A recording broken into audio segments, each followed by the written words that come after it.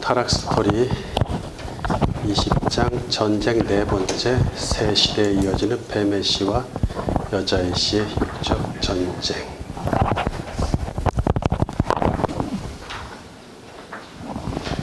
장수는 계속 바뀌고 있기 때문에 최종이 아니니까 참고해 주시기 바랍니다. 첫 번째 챕터 다니엘과 요한의 때의 시대적 배경과 환상의 공통점. 1. BC 6세기 그리스도의 강림을 기다리는 성도들에게 주신 다니엘의 환상.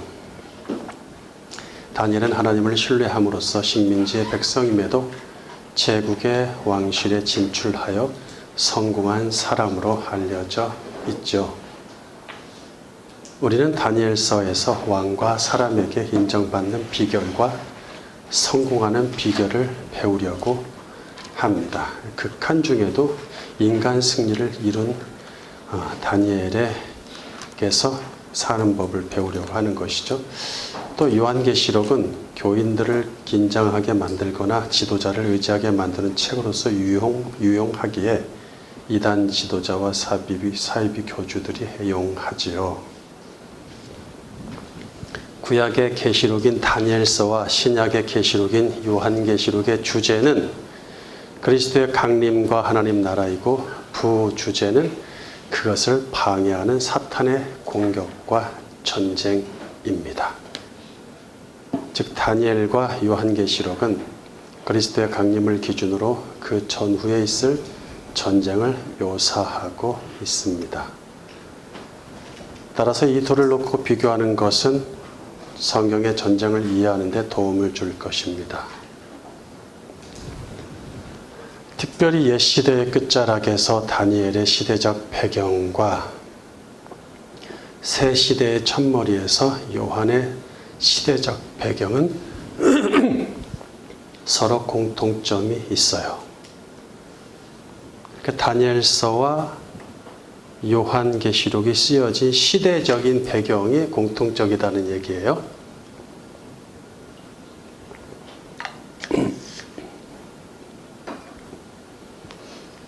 아울러 다니엘이 본 환상과 요한이 본 환상은 근본적으로 동일하기에 같은 맥락으로 해석되어야 합니다.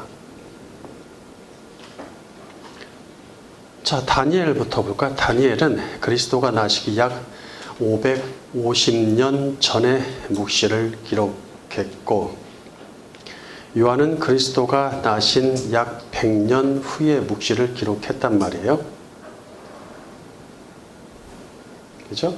BC 6세기에 다니엘서가 기록되고 AD 1세기에 요한계시록이 기록되었다는 얘기예요. 그래서 다니엘과 요한의 기록은 650년의 긴 간격이 생기죠. 그럼에도 불구하고 그 일치율은 거의 100%에 가깝습니다.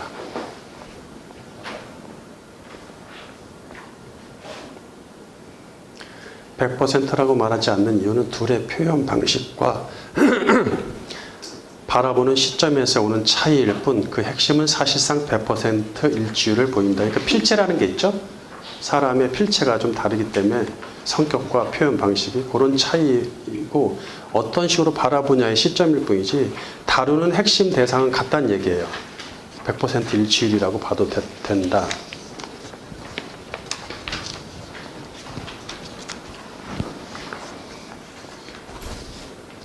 1차 바벨론 포로로 끌려간 다니엘은 왕의 신하가 되어 성공하지만 그의 마음은 항상 괴로움에서 벗어나지 못하죠.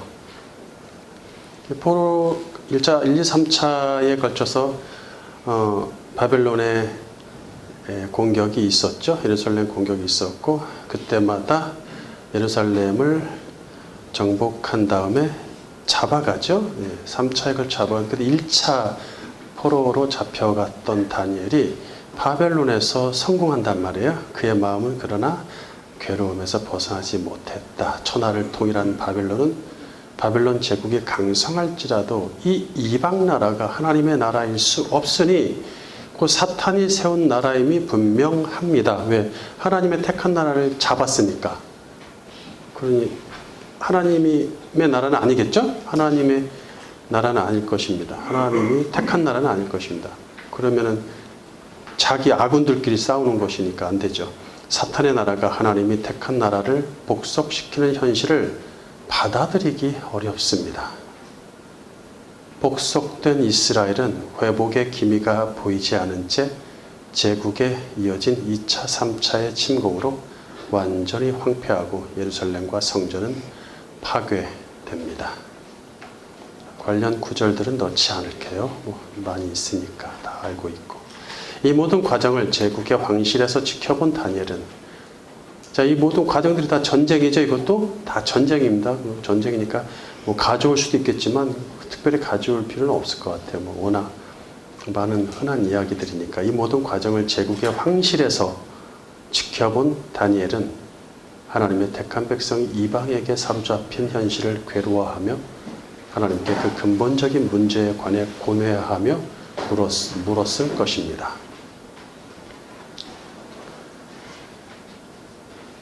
하나님이 다스리는 이스라엘이 왜 이 땅에서 든든한 나라로 서지 못하는가의 문제입니다.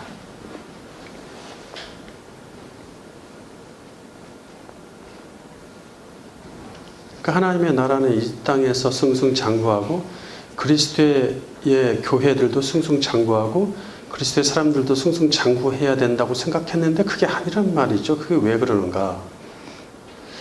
그런 이에 대한 해답으로서 메시아를 생각했을 것입니다. 하나님은 여러 번의 환상을 통해 사탄의 강력한 공격이 있을 것이고 그 공격에도 불구하고 메시아를 통해 하나님의 나라가 영원히 서게 될 것을 보여주십니다.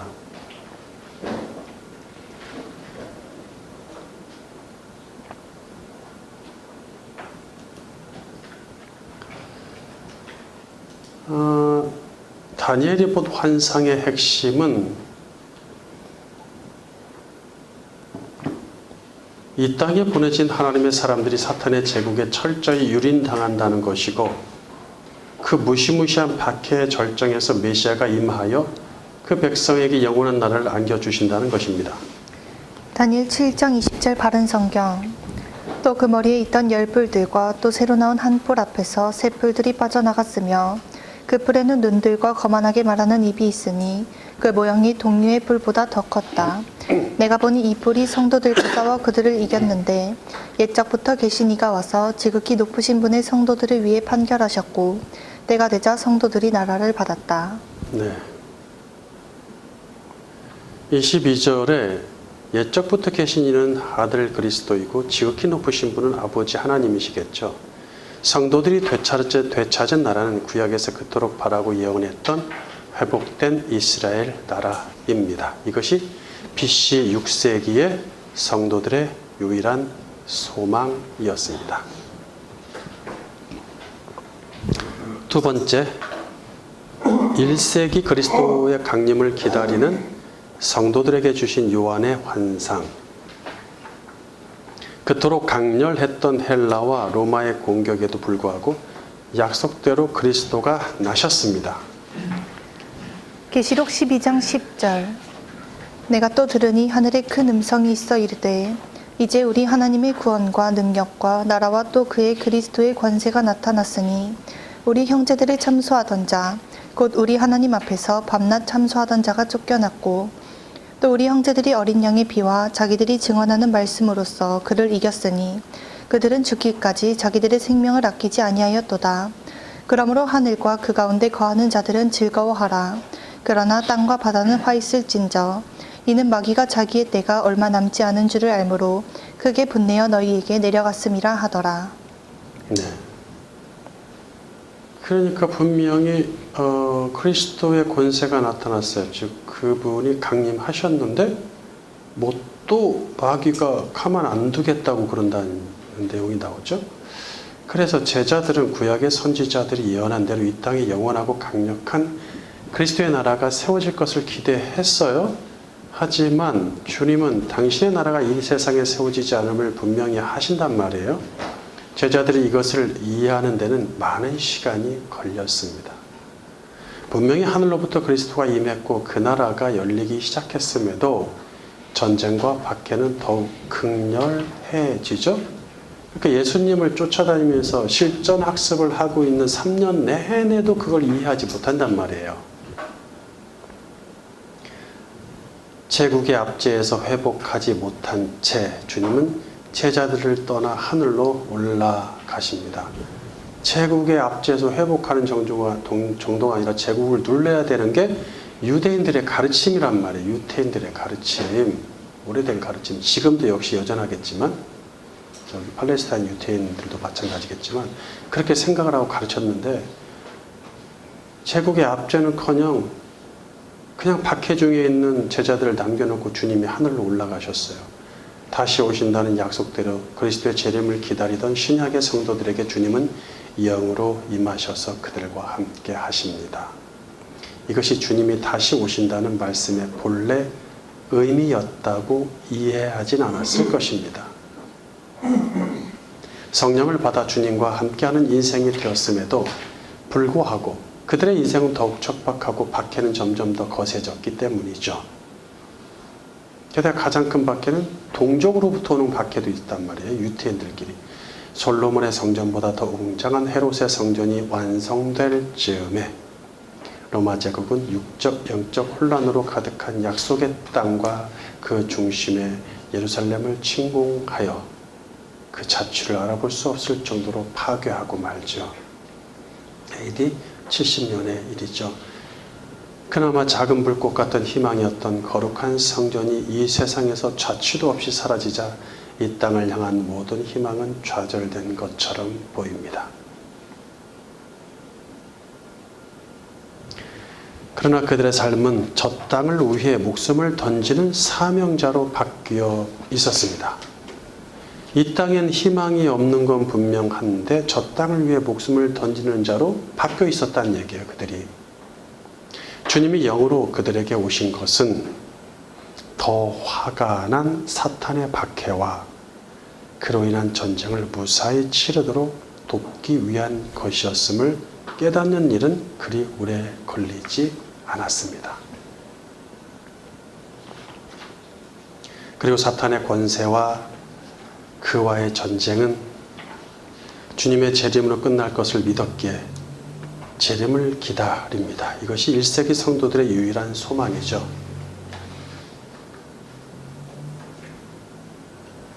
다니엘 7장 24절 목사님 모셔와야지.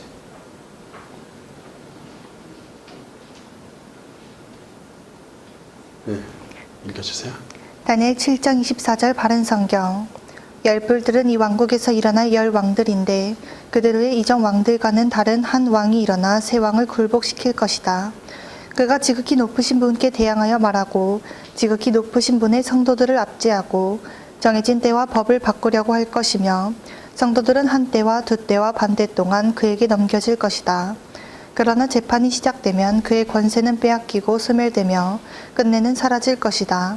그때 나라와 권세는 온 천하에 있는 왕국들의 위대함이 지극히 높으신 분의 백성인 성도들에게 주어질 것이다. 그들의 왕국은 영원한 왕국이니 모든 권세자들이 그들을 섬기며 복종할 것이다.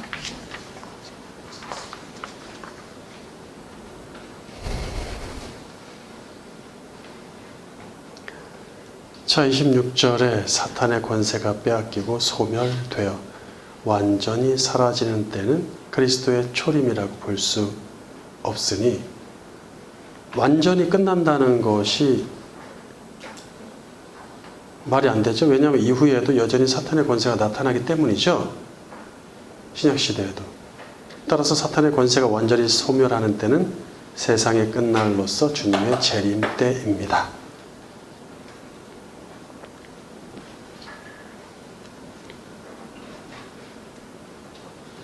두 번째 챕터, 메시아의 강림으로 끝나지 않고 새 시대로 이어지는 육적 전쟁.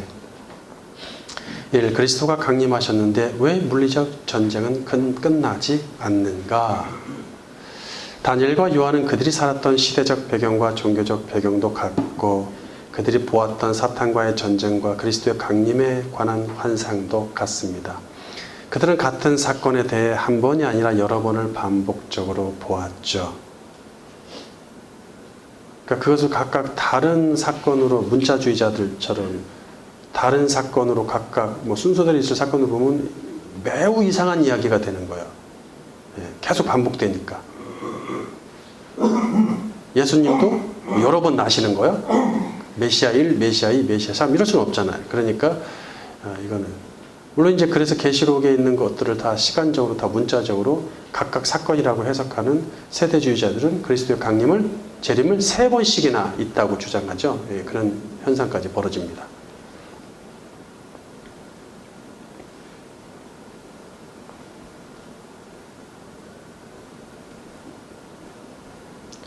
그래서 반복적으로 보기 때문에 같은 내용을 각각의 환상이 초림에 해당하는지 재림에 해당하는지를 구별해야 하는 중요한 과제가 우리에게 남아 있어요. 그리스도의 초림을 기다렸던 다니엘에겐 초림을 중심으로 보여주시지만 재림의 메시지도 담겨 있다는 것이죠. 또 재림을 기다렸던 신약의 요한에겐 재림을 중심으로 보여주시지만 초림의 이야기도 포함되어 있다는 얘기예요. 그래서 우리가 지난 시간에 계시록 12장 갖고 초림 사건을 우리가 봤죠.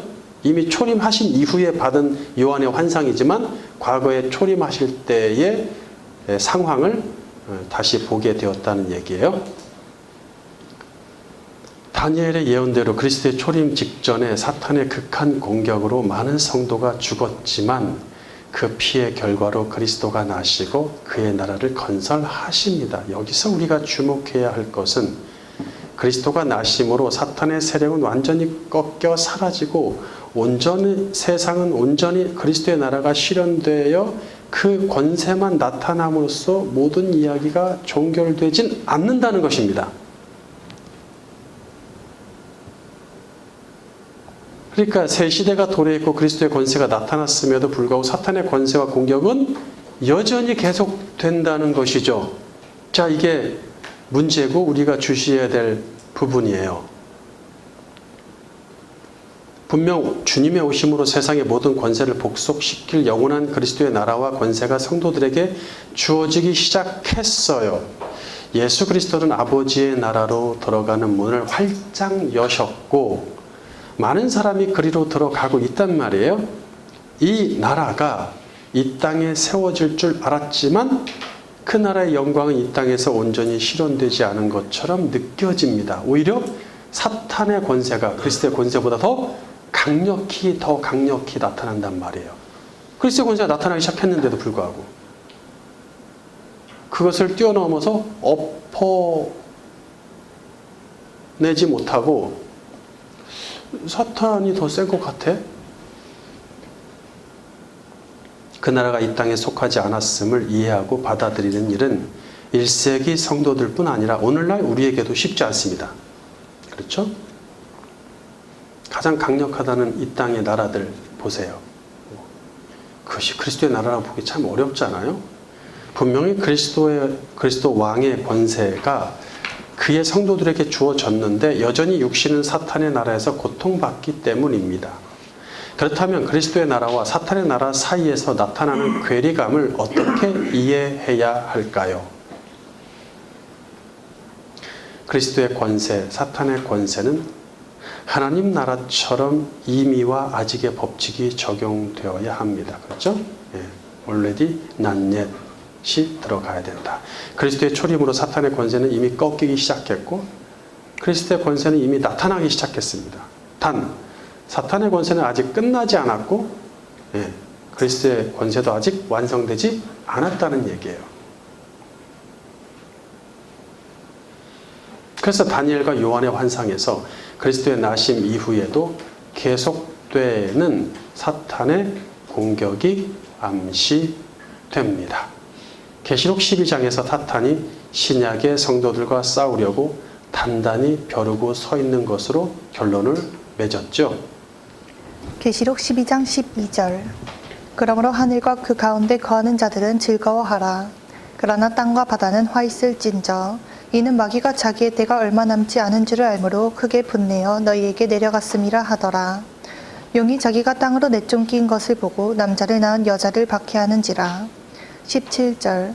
용이 여자에게 분노하여 돌아가서 그 여자의 남은 자손 곧 하나님의 계명을 지키며 예수의 증거를 가진 자들과 더불어 싸우려고 바다 모래 위에 서 있더라.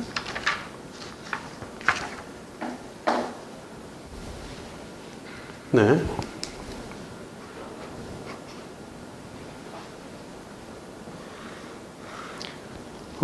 약간의 내용이 지난번에 했던 걸 또 가져오고 뭐 이렇게 바뀌는 건 좀 있어요. 그런 건 좀 다시 내용을 전체적으로 흔들어서 정리하는 과정이 있기 때문에 그렇습니다.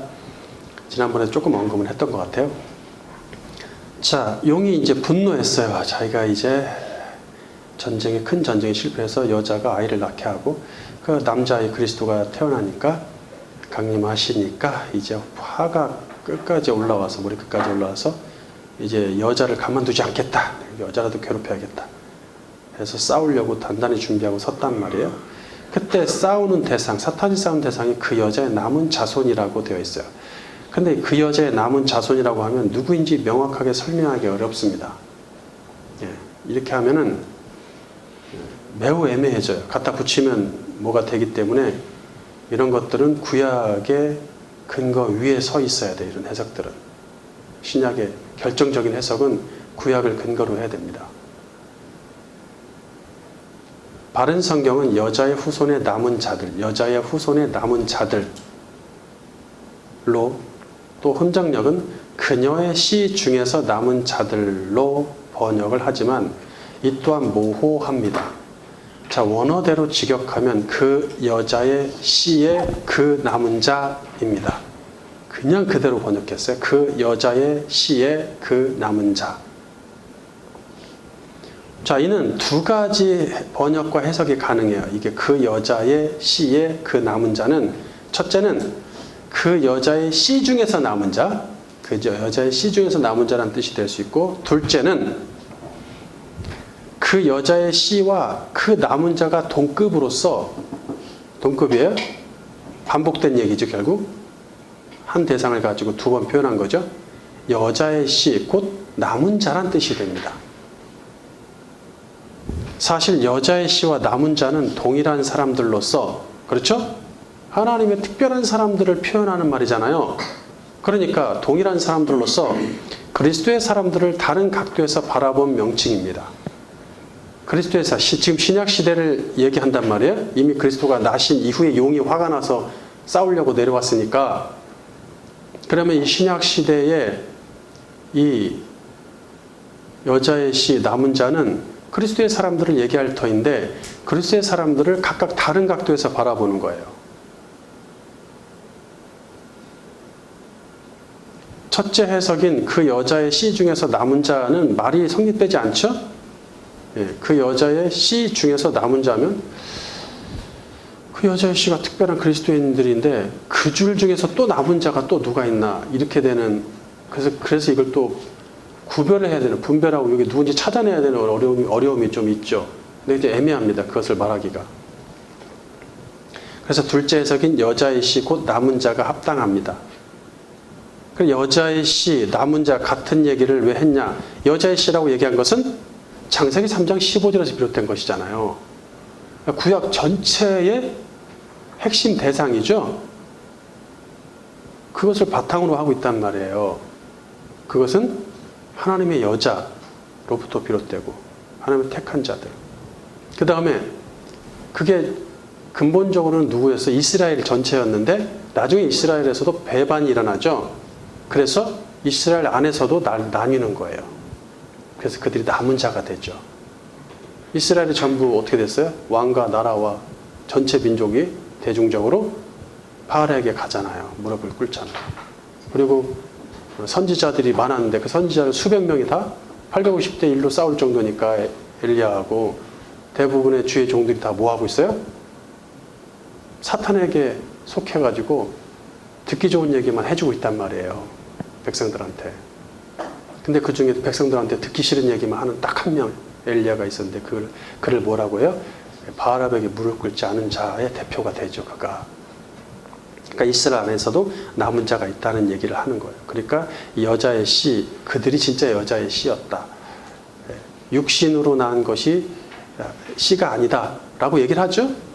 그들이 이스라엘 자손이 전부 다 씨가 아니었다는 것이죠. 약속된 씨, 남은 자가 진짜 씨다. 이렇게 얘기하는 거. 우리가 지금까지 다 씨에 대해서 배웠죠? 그 안에 다 담겨 있습니다. 다른 각도에서 이렇게 보는 거예요. 그렇죠? 여자의 씨는 구약 처음부터 얘기했던 거고, 남은 자는 구약 마지막 주에 마지막에서 얘기했던 거. 그러니까 이게 구약의 배경을 해서 나온 대상들이다. 그리스도의 사람들이 이걸 얘기해 주려면 원어 그대로 직역을 해서 이렇게 번역을 했어야 된단 말이에요. 근데 개역개정처럼 그 여자의 남은 자손이라 그러면 이게 도대체 뭐가 되냐는 얘기죠. 애매하죠. 새 시대에도 사탄과 전쟁을 치를 대상이 누구인지 명확히 하시는데 여자의 신 남은 자입니다. 이렇게 표현하시는 이유는 그들이 옛 시대에 사탄과 싸웠던 여자로서 하나님 편에 속한 교회의 연속임을 말씀하시기 위함입니다. 구약교회와 신약교회는 떨어져 있지 않아요. 연속입니다. 그들은 하나님의 명령을 지키고 예수의 증거를 가졌기 때문에 사탄의 공격 대상이죠. 네.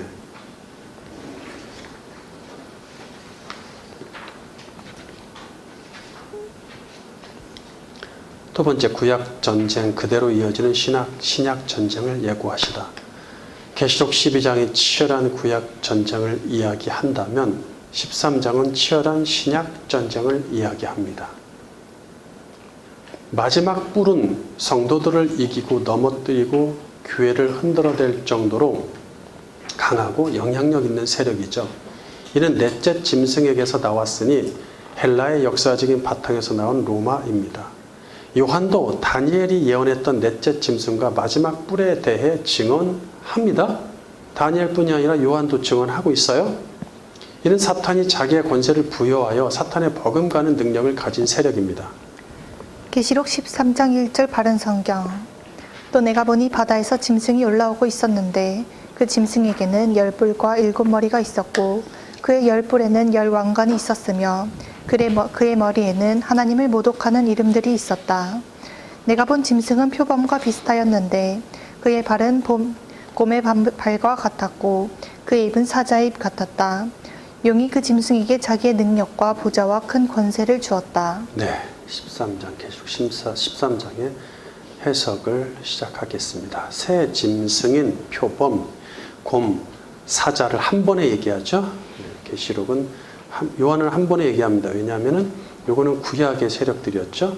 근데 다니엘은 아직 나타나지 않은 세력이었기 때문에 자세히 설명해 주죠. 이 새 짐승을. 근데 이미 나타났기 때문에 요한은 자세히 얘기할 필요 없어요.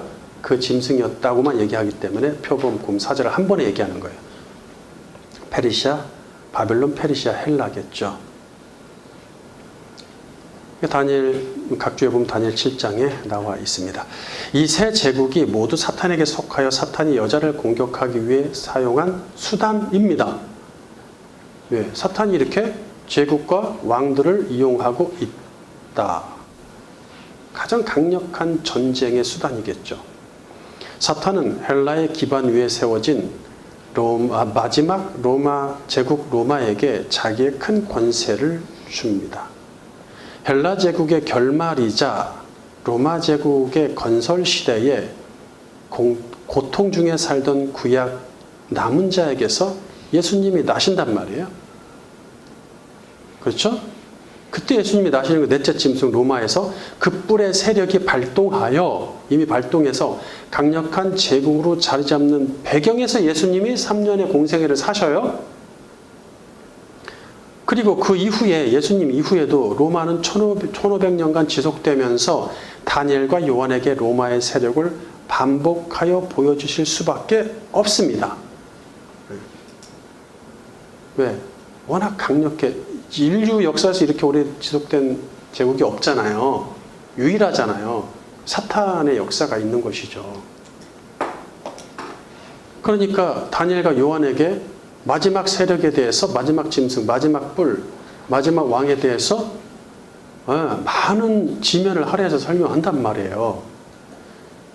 예수님 시대 태어나기 직전에 있었던 세력이고 예수님을 죽이려고 했었고 예수님을 죽였고 또 실제로 그죠? 강림했음에도 예수님을 죽였고 여전히 지속되었던 가장 극심했던 박해 전쟁. 그러니까 그 로마가 대단한 것이죠. 사단이 권세를 다 주었기 때문에. 구약의 끝자락에 세워진 로마가 신약의 첫머리에도 이어진다는 것은 구약 전쟁이 그대로 신약 전쟁으로 이어짐을 암시합니다. 그리스도의 권세가 나타났는데도 여전히 기세등등하다는 것. 3절. 그의 머리들 가운데 하나가 상하여 죽게 된 것 같았다. 그의 죽게 된 상처가 나으니 온 땅이 놀라 그 짐승을 따르고 짐승에게 권세를 준 용에게 경배하였으며 그들이 또 그 짐승에게 경배하며 말하기를 너가 이 짐승과 같겠느냐 너가 이 짐승과 싸울 수 있겠느냐라고 하였다. 네. 이야, 대단하죠? 머리가 상하여 죽게 되었다는 말은 곧 그리스도의 강림과 속죄로 사탄이 그 머리를 가격당함을 의미합니다. 자, 요것을 자꾸 얘기를 해요. 그러나 그 상처가 말끔히 나으니 사탄의 권세는 더욱 기세등등해지고, 그리스도가 못 이기네? 뭐 이런 식으로 생각할 수도 있다는 얘기예요. 사람들은 사탄에게 속하여 그의 뜻대로 살아가는 편이 낫겠다라고 생각하는 거죠. 죽었다 살아났으니 사탄은 이전보다, 즉 옛 시대보다 더 단단해지죠. 예. 옛날에 제가 왼쪽 손이 부러졌는데 그 뒤로 왼쪽 손이 더 강해졌어요. 그런 거는 우리 흔하잖아요. 더 강해진단 말이에요. 든든해지고. 사람들이 생각할 때 그의 방식이 가치 있고 충분히 따를 만하다고 여깁니다.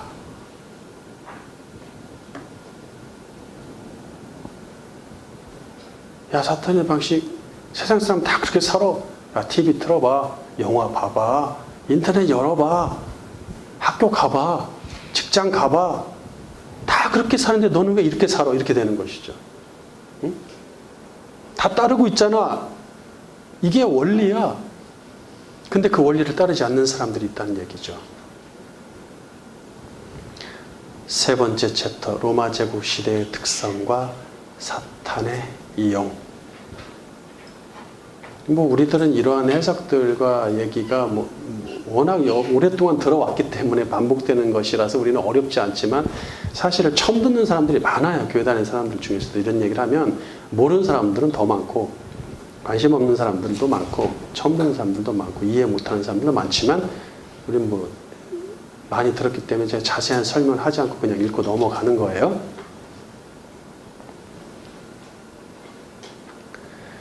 세 번째 챕터 로마 제국 시대의 특성과 사탄의 이용.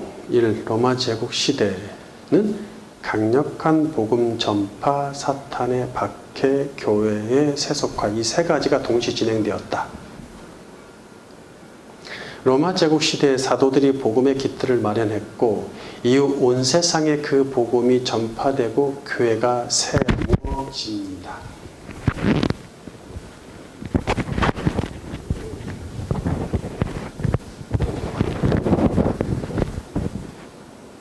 그러니 사탄이 로마의 세력을 통해 교회를 공격하지 않을 수 없습니다.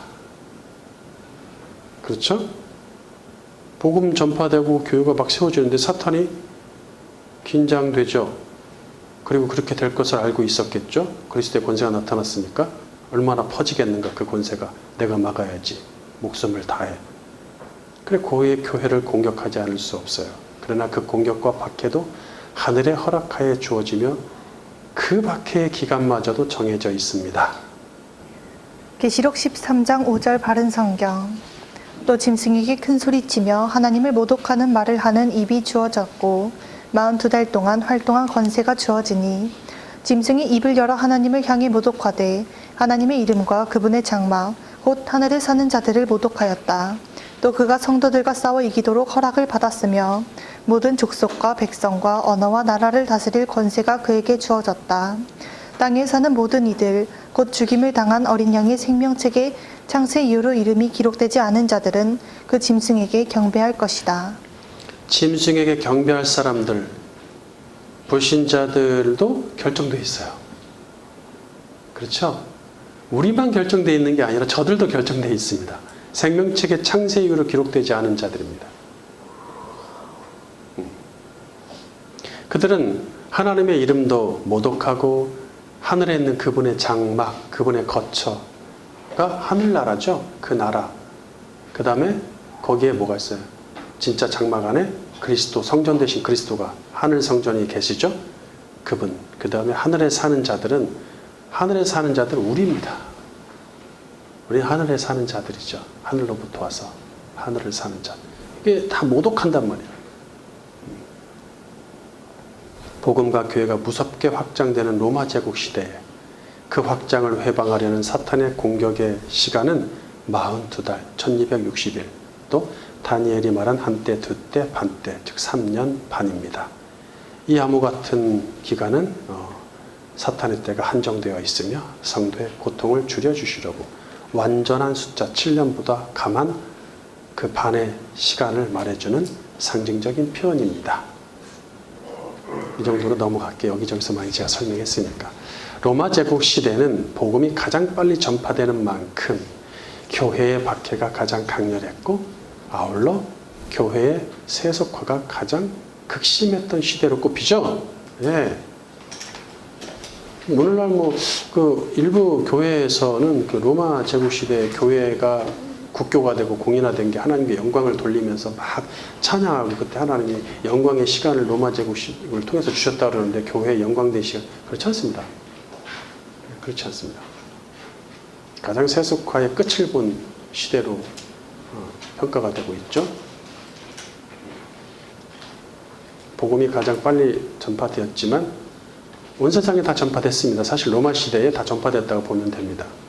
그리고 교회의 박해도 가장 강렬했고 이 세 가지가 강렬했다. 우리는 박해가 심할수록 진리는 든든해지며 세속화가 심할수록 변절되지 않은 성도의 가치가 오른다는 것을 압니다. 그러니까 세속화가 심하다는 것이 한편으로는 마음 아프지만 한편으로는 영광스러운 일이에요. 가치가 올라가거든요. 변절되지 않은 사람의 가치가. 진리와 그것을 간직한 성도의 가치는 척박한 세상, 사탄의 기세가 등등할수록 더 빛이 납니다. 그 시대는 사탄이 권세를 준 나라와 왕과 사람이 세상 가치관의 기준이 되기에 사람들은 이 땅의 것들을 선사하는 나라와 왕과 사람과 문화를 숭배할 수밖에 없죠. 예나 지금이나. 9절 누구든지 귀 있는 자는 들어라. 누구든지 사로잡힐 자는 사로잡혀 떠나갈 것이고 누구든지 검에 죽임을 당할 자는 마땅히 검에 죽임을 당할 것이다. 여기 성도들의 인내와 믿음이 있다. 귀 있는 자는 하나님이 특별히 환상과 예언을 깨닫도록 은혜를 주신 여자의 씨 남은 자겠죠.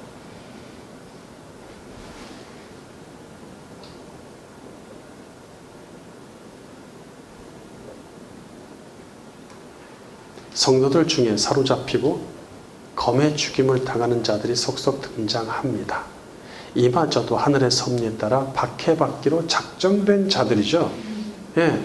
사로잡히기로 결정된 자는 사로잡히고 검의 죽임을 당하기로 된 자는 그렇게 마땅히 이것도 다 결정되어 있어요. 하늘에서는 나의 고난이 하늘에서 다 결정된 겁니다. 그러니까 회피할 필요가 없어요.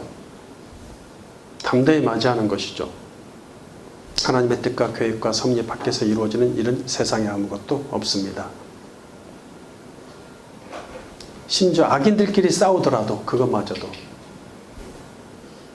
잡혀가고 죽고 박해받는다고 해서 하나님이 없다고 한다든지 벌을 받았다고 판단해서는 안 됩니다. 쟤는 이렇게 인생이 저렇게 고난의 연속이지?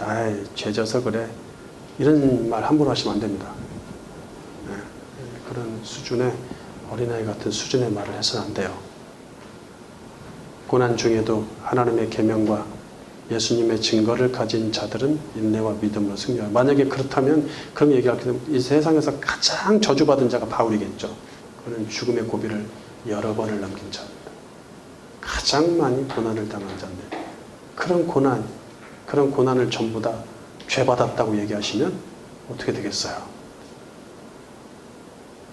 11절. 또 내가 보니 다른 짐승이 땅에서 올라오는데 어린 양처럼 두 뿔을 가졌고 용처럼 말하였다. 그가 처음 짐승의 모든 권세를 그 앞에서 행하고 땅과 그 안에 사는 자들로 그 처음 짐승에게 경배하게 하니 곧 죽게 된 상처가 나은 자였다.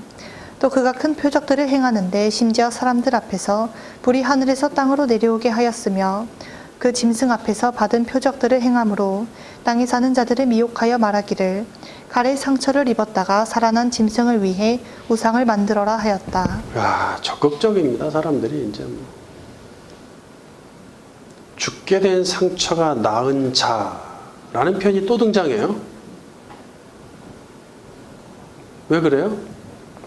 사탄이 머리에 치명타를 입었던 사건을 기억하고 있단 말이에요. 그것은 사탄이 권세를 준 또 다른 짐승은 어린 양처럼 두 뿔을 가졌으니 어린 양 예수 그리스도의 흉내를 내고 있단 말이에요. 예? 애써 어린 양처럼이란 말을 쓸 이유가 뭐가 있겠어요? 그런 용, 즉 사탄의 뜻대로 행하기에 용처럼 말을 합니다. 그러니까 겉과 속이 다르죠? 겉과 속이 다릅니다. 우리는 예수님 같은데 용처럼 말하는 사람들, 예수를 증거하면서 세상의 것을 추구하는 사람들을 조심해야 됩니다.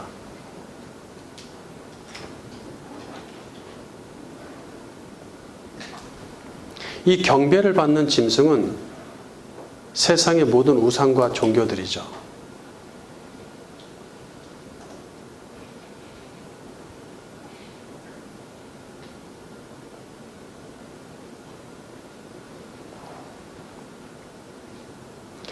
무신론가, 왜냐하면 여기 그 짐승을 위해 우상을 만들어라 이런 얘기 나오잖아요. 무신론, 그러면 종교 안 가진 사람들은 그러면 중간은 가겠네? 아니에요. 무신론 자체도, 그것도 우상입니다. 무신론과 세상 문화도, 무신론인 사람은 세상 문화에 쩔어 살거든, 그들은요. 그것도 모두 사탄으로부터 비롯된 것이죠. 다 우상입니다. 하나님 외에 살아가는 것들은 전부 우상입니다. 사탄은 우상과 종교와 문화를 통해서 자기의 뜻을 전달하고 자기를 숭배하도록 합니다. 게다가 그 사람은 종교와 민족의 우두머리로서 어린 양 흉내를 내니 그에게서 큰 표적까지 나가서 사람들을 더욱더 미혹시킵니다.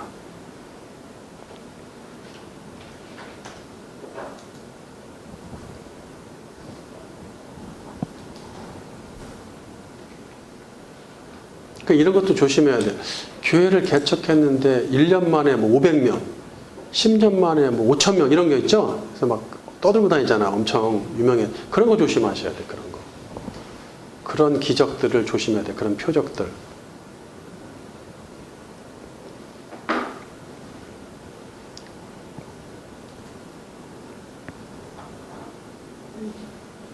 칼에 상처를 입었다가 살아난 짐승을 위해란 말 속에는 이거 또 나오죠?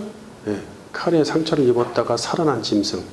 이 말 속에는 그리스도의 강림과 속죄가 있었음에도 소멸되지 않은 사탄의 위대함을 강조하는 역설적 표현입니다.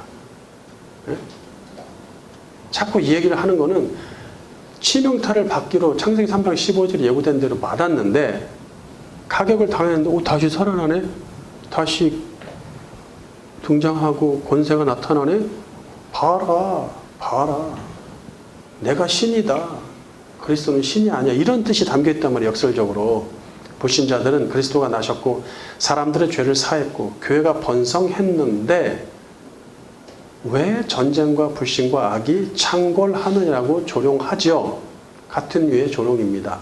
사탄의 세력과 그를 추종하는 악인들은 비방으로 그치지 않고 여자의 씨를 잡아 죽입니다. 당당하게 잡아 죽이죠. 이제 당당하게. 15절. 또 그가 권세를 받아 그 짐승의 우상에게 생기를 주어 말하게 하고 또 그 짐승의 우상에게 경배하지 않는 자는 다 죽임을 당하게 하였다. 로마 시대에 마녀 사냥도 있었잖아요. 그러니까 그런 종류들이 많았어요. 누가 누굴 교회에서 교인을 잡아 죽이는 거예요. 한마디로 자기들끼리. 근데 그 교회라는 것이, 그 제도권 교회가 무엇입니까? 다 자기들이 세우는 밥줄, 자기들이 세우는 모든 것들인데 그 권세가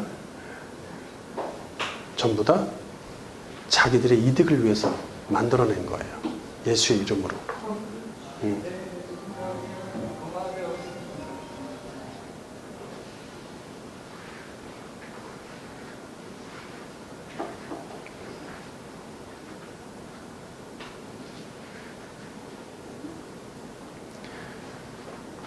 실로 많은 그리스도인이 죽임 당했고 2000년간 그 박해는 계속되고 있으며 21세기인 지금도 여전히 그리스도인이 죽임을 당하고 있습니다.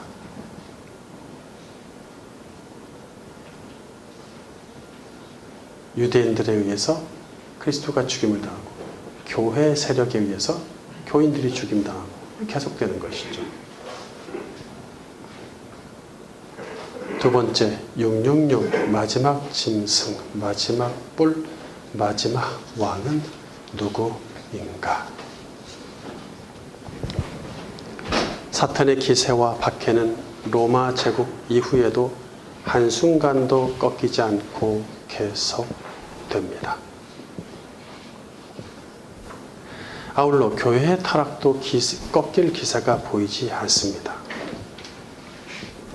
이 과정에서 사탄은 자기의 씨, 즉 자기 사람들을 확정합니다. 아예 육이 되도록 작정된 불신자를 자기 사람으로 확정하는 일은 중요치 않으니 그들은 그냥 두어도 자기 사람이기 때문이죠. 그냥 두어도 사탄은 자기 씨니까 그냥 놔둬도 자기 겁니다. 그는 교회에 앉은 자들, 하나님의 이름을 부르는 자들 중에서 미혹하여 자기 사람으로 확정하는 일을 즐겨할 것입니다. 그것이 차라리 낫죠, 그에게는. 16절 그가 작은 자나 큰 자나 부유한 자나 가난한 자나 자유자나 종이나 모두에게 그들의 오른손이나 그들의 이마의 표를 받게 하고 그 표 곧 짐승의 이름이나 그 이름의 숫자를 갖지 않는 자는 누구든지 사거나 팔 수 없게 하였다. 여기에 지혜가 있으니 지각이 있는 자는 그 짐승의 숫자를 세어보아라. 그것은 사람의 숫자이니 666이다. 네, 지금 계시록 13장을 대략적으로 설명하고 있어요. 구절구절 하나하나 다 설명할 수는 없습니다. 종말론에 가서나 하면 모를까 여기서는 다 할 수는 없습니다. 전쟁에 대한 이야기 구절이 워낙 많기 때문에 중요한 부분 몇 개만 빼놓고 나머지는 큼직큼직하게 얘기를 하고 있으니까 그렇게 이해를 하셨으면 좋겠어요. 자, 사거나 파는 행위란 먹고 살고 저축하고 보험 들고 유흥 즐기고 부와 명예와 재산을 취득하는 모든 경제 행위를 말합니다.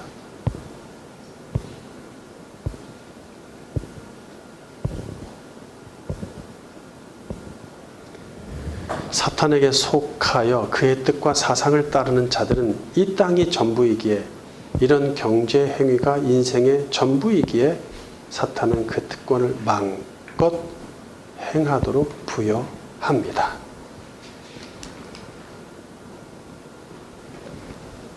다시 사탄에게 속하여 그의 뜻과 사상을 따르는 자들은 이 땅이 전부이고 이런 경제 행위가 인생의 전부이기에 사탄은 그 특권을 마음껏 행하도록 부여합니다.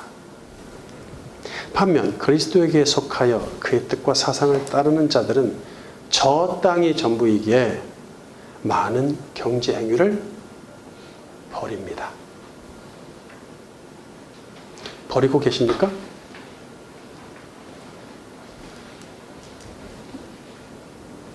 이는 사탄과 불신자가 볼 때 경제 행위의 제재를 받은 것처럼 보이겠죠. 끝으로 주님은 요한에게 짐승의 숫자인 666으로 666으로 결말을 지으십니다. 666입니다. 또 666이라고 짧게 얘기를 하기도 하죠. 자, 자, 우리는 가장 바람직한 이 숫자의 해석을 이렇게 하시면 좋아요. 1차적으로는 여러 가지 견해가 있는데 1차적으로는 여기다 기록을 안 했어요. 길어질 것 같아서 말씀으로만 드릴게요. 6은 뭐죠? 7의 앞전수죠. 7은 완전입니다. 그보다 하나 모자란 것이 6입니다. 자, 60은 그러니까 666은 6 더하기 60 더하기 600이죠. 그렇죠? 60은 6 곱하기 16이 10개 있는 것입니다. 열이라는 숫자의 헬라적 표현들이 있어요. 열이라는 개념. 많다. 이런 얘기죠. 그래서 60은 7 곱하기 10의 앞전입니다. 모자라죠. 그 다음에 600은 6 곱하기 100입니다. 6이 100번. 100이라는 숫자의 헬라적 표현은 꽉 찬 숫자를 의미하죠. 그래서 충만하다. 그러니까 그것은 7 곱하기 7이 100번 있는 거에 바로 앞전 숫자가 되겠죠. 그러니까 그들의 세상의 짐승의 수가 아무리 난리를 쳐도 그는 완전할 수 없다라는 의미를 갖고 있어요. 그것이 가장 개혁주의적인 표현으로 보고는 있죠. 그러나 그것이 100%로 끝나지는 않습니다. 좀 더 우리가 많은 고뇌가 필요해요. 자, 그러면 이런 해석도 나올 수 있습니다. 고대의 사람이나 지명이나 왕국의 이름을 숫자로 표시하거나 어떤 특정한 수를 의식해서 이름을 짓는 일은 흔했어요.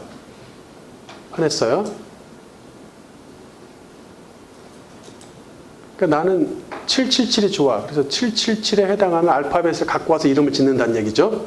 그런 식으로 하는 것들은 고대 시대에 흔하게 있었던 문화예요.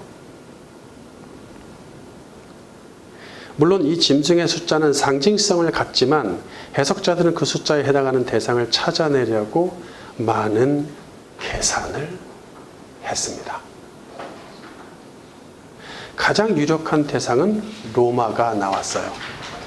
자, 수많은 연구와 견해와 주장들이 있었는데 그 대부분이 라틴어에서 비롯되고 있습니다. 왜냐하면 로마가 라틴어로 성경을 기록했고 라틴어로 설교를 하고 라틴어로 모든 예배를 드리고 라틴어만 중요시했잖아요. 그렇다 보니까 물론 그게 정치적인 수단 목적이 있었지만 그렇다 보니까 라틴어에서 비롯된 많은 666에 해당하는 이름들을 갖고 온단 말이에요. 그러면 뭐 여러 사람이 나옵니다. 그거 다 배제하겠습니다. 라틴어를 성경에서 인식할 필요가 없거든요. 지금 뭐예요? 헬라어로 쓰였기 때문에 헬라어로 말씀하고 계시고 또 적어도 어디까지는 가능해요? 히브리어까지도 가능할 수 있습니다. 히브리어가 지금 쓰이고 있으니까 현재 요 시대에 성경의 언어이고. 자, 그랬을 때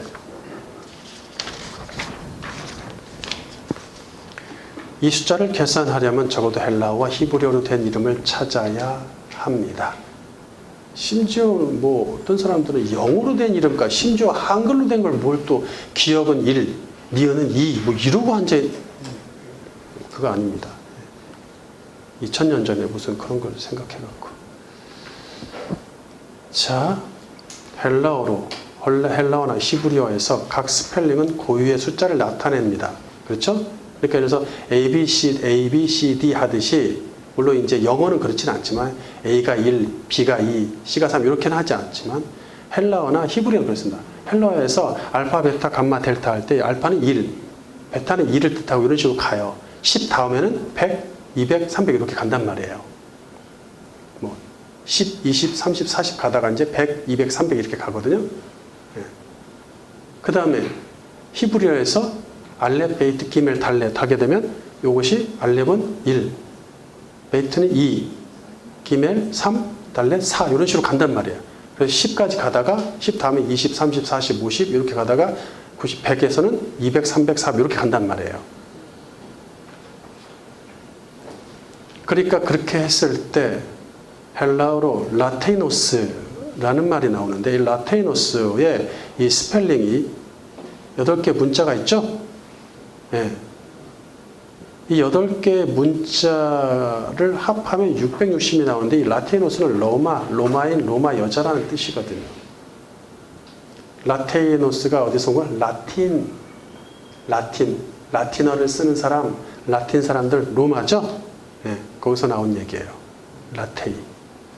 자, 그 다음에 이 8개, 그 다음에 또 히브리어에서 로미스, TH 발음, 로미스도 로마인, 로마 여자를 뜻하며 이 6개의 문자를, 지금 6개 문자가 나오죠? 예. 레시, 바브, 뭐 이렇게 쭉 나오잖아. 이 6개의 문자를 숫자로 합하면 660이 나옵니다. 로미스, 로마. 이게 로마를 얘기하겠죠? 로마의 여성형으로 바꿔서 로미스가 되는 거예요. 이것이 정확한 해석인지는 장담할 수 없지만, 적어도 그 짐승의 세력이 로마의 바탕 위에 서 있음은 분명합니다.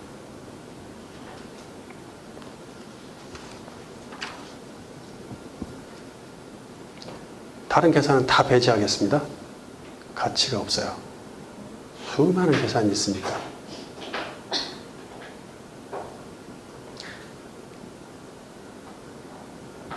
그러나 로마를 이야기한다는 것은 신빙성이 있죠. 예, 지금 로마를 얘기하고 있는 중이니까 많은 해석자가 이 마지막 뿔이 로마 가톨릭 종교이고 마지막 왕이 교황이라고 주장을 하죠. 2000년 교회사에서 이 뿔로 지명된 특정인은 여럿이었지만 모두 빗나갔어요. 지명된 그는 그 시대에 잠깐 있다 사라졌기 때문이죠. 이제 해석자들은 재림 때까지 사라지지 않는 절대 권력을 차지려 하는데 교황을 가장 유력한 자로 뽑습니다. 적어도 교황은 이 세상 마지막까지 갈 것 같아. 그 권력은. 그 종교 안 사라질 것 같아. 그러나 이 마지막 뿔을 한 사람에게 집중시키는 것은 섣부른 행동이니 그리스도에게 집중하지 못하고 그 사람에게 집중하게 만들기 때문에, 이건 지난 시간에 좀 했던 걸 다시 가져온 거예요. 마지막 뿔을 한 단체나 사람에게 집중시키는 것은 중요한 것을 보지 못하게 만들려는 사탄의 전략일 가능성이 큽니다. 그래서 지혜가 필요한 거예요. 그러니까 그 마지막 그 엄청난 세력이 딱 누구였다. 근데 그 사람이 죽었어, 어느 날.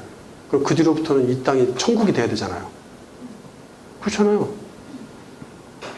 그러니까 누구한테 그걸 적용할 겁니까?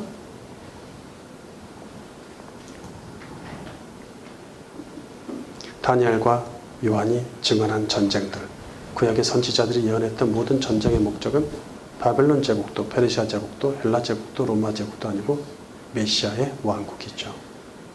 그 모든 전쟁의 주인공은 느부갓네살도, 고레스도, 알렉산더도, 아우구스투스도 아니고 예수님입니다. 그러므로 용과 그의 짐승과 뿔에 관한 예언을 가지고 한낱 인간에게 집중하게 만드는 모든 가르침을 경계해야 합니다. 자기의 예언과 해석의 능력을 의지하게 만들면서 신자들에게 겁을 주는 지도자들도 경계해야겠죠. 그리스도에게 온전히 집중하지 못하게 만들거나 사탄에게 집중하거나 온갖 잡동사니 예언으로 혼란스럽게 만드는 가르침은 사탄의 전략입니다. 그리스도가 이 땅에 강림하셨건만 그분은 전쟁을 종식시키고 진정한 평화를 가져오지 않았습니다. 육적인 평화가 아니란 말이에요. 없단 말이에요.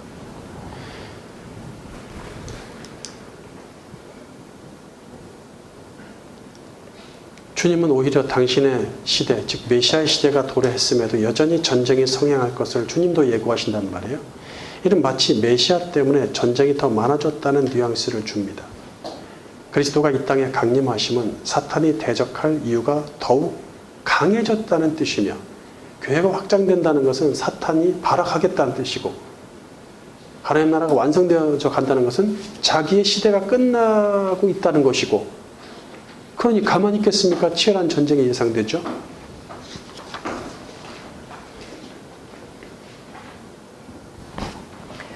마태복음 24장. 마태복음 24장 3절 바른 성경. 예수께서 올리브산에 앉아 계실 때 제자들이 그분께 은밀히 다가와서 말하기를 저희에게 말씀하소서, 이 일들이 언제 있을 것입니까? 또한 주님의 오심과 세상 끝의 징조가 무엇입니까? 하였다. 예수께서 대답하여 그들에게 말씀하셨다. 아무도 너희를 속이지 못하도록 주의하여라. 많은 이들이 내 이름으로 와서 내가 그리스도다라고 말하며 많은 이들을 속일 것이기 때문이다. 너희가 전쟁과 전쟁의 소문들을 듣게 될 것이나 놀라지 않도록 주의하여라. 그런 일이 일어나야 하지만 아직 끝은 아니다. 민족이 민족을 대적하여 일어나고 나라가 나라를 대적하여 일어날 것이며 곳곳에 기근들과 지진들이 있을 것이다. 정확하게 지금 딱 요거 다 이루어지고 있죠? 심각하게 이루어지고 있죠? 자, 특별히 민족이 민족을 대적한다. 예. 지금 저기 아메리카 대륙의 한 사람이 민족주의로 해서 민족을 가르고 있어요. 가르는 정책을 강력히 쓰고 있습니다. 그러니까 다른 나라도 덩달아서 같이. 예. 그래서 이제는 이거는 뭐 나라가 중요한 게 아닙니다. 나라는 그냥 나라 대 나라는 기본이고 민족 대 민족으로 전쟁을 치르는 거예요.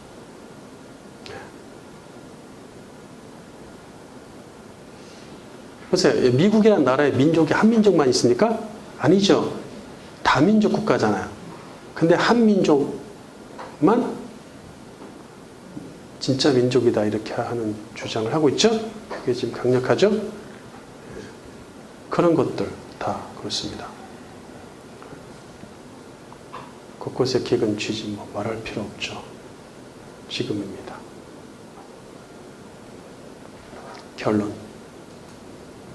구약시대 전쟁의 형태는 외적, 육적 전쟁으로만 드러났고 율법을 비롯한 역사가 구약의 역사가 육적 전쟁만을 언급하고 있죠. 그러나 신약시대의 전쟁의 형태는 육적 전쟁과 영적 전쟁을 모두 포함한다는 것입니다. 그러니 전쟁의 양상이 더 심각해진 것이죠. 자, 오늘은 이 육적 전쟁, 구약의 육적 전쟁 위에 이어지는 신약의 영적 전쟁을 위주로 말씀드렸어요. 그러니까 신약의 육적 전쟁을 말씀드렸지만 영적 전쟁은 또 다음 시간, 그 다음 시간까지 이어질 텐데 전쟁의 양상이 심각하단 말이에요. 구약은 그나마 육적 전쟁만 갖고 눈에 보이는 전쟁만 갖고 얘기를 했잖아요. 근데 지금은 그 수준이 아니란 말이에요. 그런데 심각하다. 그리스도이신 성령이 우리와 함께 싸워주신다는 것이 결정적인 우리의 베네핏, 무기 아니겠습니까? 얼마나 영광스러운 전쟁입니까? 그분과 함께하는 전쟁을 치러야 되지 않겠습니까? 포기하실래요? 아니면 그냥 사탄에 대해 양보할래요? 승리를? 우리는 교회에 나와 있으면 모두가 하나님의 명령을 지키고 예수의 증거를 가졌다고 생각하는데 그렇지 않습니다. 하나님의 명령을 지키고 예수의 증거를 가진 자들, 여자의 씨, 남은 자라고 얘기하죠. 교회에 있다고 다가 아닙니다. 여자의 씨이자 남은 자로서 그리스도의 사람들은 소수입니다. 그들은 첫째, 하나님의 명령을 지키려고 사는 자들이라고 해서 하나님의 명령을 지켰다. 요한은 그렇게 얘기하죠. 하나님의 명령을 지키려고 사는 사람들이에요. 네. 그분의 명령이 무엇인지 하나라도 놓치지 않으려고 하나님의 명령을 지키려면 그 명령이 뭔지 알아야 될 거 아니에요. 오늘날은 세계명이 주어져서 세계명이 뭔지 알아야 될 거 아니에요. 세계명 예수님 말씀, 예수님이 뭘 말씀하시는지 알아야 될 거 아니에요. 성경을 목숨처럼 상고하면서 공부하는 사람들이죠. 그 다음에 두 번째는 예수의 증거를 가진 자들이다. 예수의 증거, 즉 예수의 고난과 바울은 예수의 흔적이라고 얘기하죠. 예수의 고난과 십자가의 흔적을 가진 자들로서. 그 말 자체에 뭐가 들어있어요? 그리스도의 고난처럼 나도 고난 받겠다는 얘기거든요. 그게. 그래야 그리스도와 같은 고난의 흔적을 내가 갖는 것이죠. 예수 그리스도에 대해서 잘 알 뿐 아니라 기꺼이 사탄과 죽기까지 싸우는 사람들입니다. 예. 다른 구절에는 사탄이 그리스도와 싸우려고 하는 얘기도 나와요. 싸우는 얘기도. 이 싸움은 사탄과 그리스도의 싸움이고 그에 의해서 사탄의 씨와 그리스도의 씨, 그리스도의 사람들의 여자의 씨, 그 사람들의 싸움이 되는 것이죠. 그래서 그리스도의 사람들, 이들은 세상의 것들, 이 세상의 것들, 육신의 것들의 인생을 낭비할 겨를이 없어요. 겨를이 없습니다. 이 땅의 모든 것, 심지어 육신을 잃을지라도 그분의 나라와 의를 잃지 않고 지켜내는 사람들입니다.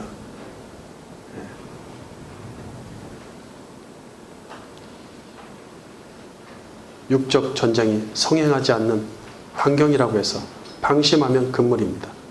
지금 육적 전쟁 가득한 나라들, 박해받는 나라들, 죽어가는 나라들 아직도 있습니다.